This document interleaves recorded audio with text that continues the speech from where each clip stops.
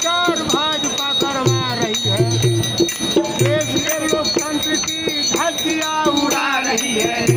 अरे महंगाई में कमर तोड़ दी, माल बढ़ाओ झटाझट, महंगाई में कमर तोड़ दी, माल बढ़ाओ झटाझट। चुनाव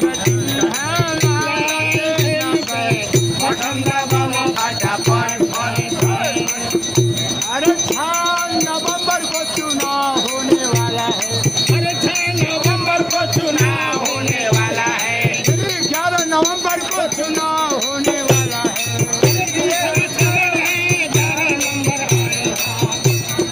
आरजेडी प्रत्याशियों का जलवा निराला है, तेजस्वी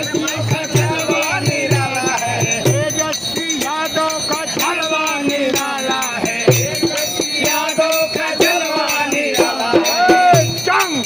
जंग छिड़ गया बिहार में, जंग छिड़ गया बिहार में, अब लालचन जीतेगी खाता खाट,